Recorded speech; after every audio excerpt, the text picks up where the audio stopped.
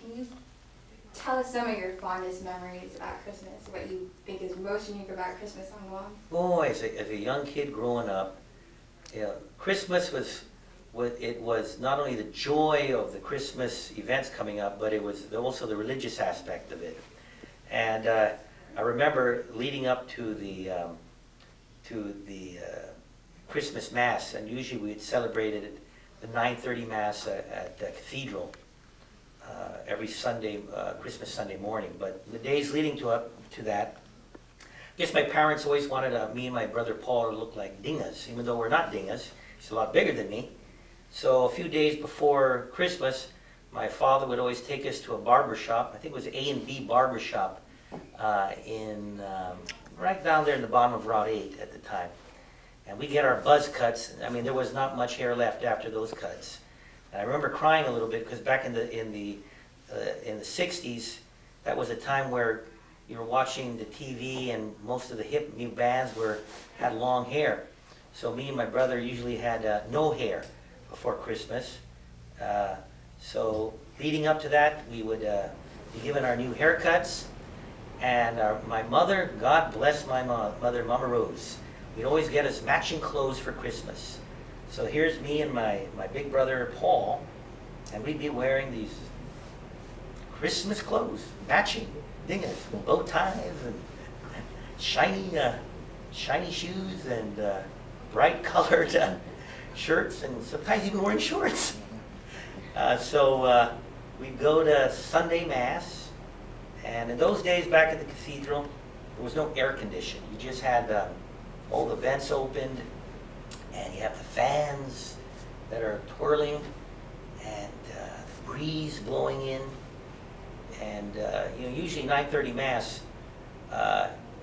What preceded that was Christmas Eve, the night before. And for most of our family, we never got to opening the presents Christmas Day. We ended up opening them Christmas Eve. So we'd spend late night Christmas Eve, again, opening up most of the presents. So come 9:30, we were a little bit tired.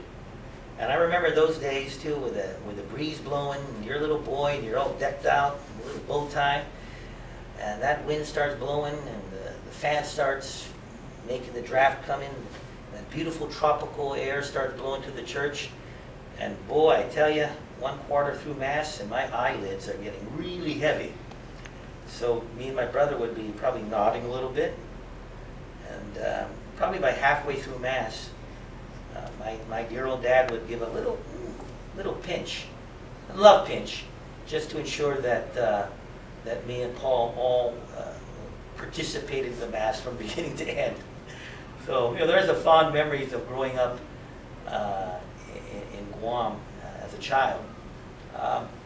Also, we would always have this time of the year the novenas that would be going, and it would go up to Grandma's house. And after we'd done the prayers, all the kids would come together and play. It was just a fun time.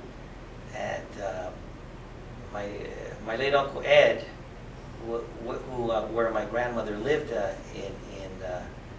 with my Uncle Ed's house, he would always have some 16mm film sometimes, and so we'd be watching some great old movies, and whether it was A Wonderful Life, or sometimes we'd be watching some Christmas cartoons and specials.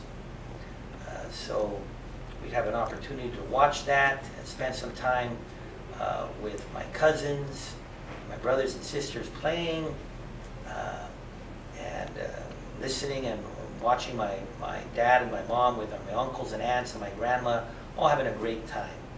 Those were special times. It's time for Benel's Dog. That's something you don't find out in the States. And Rosketti.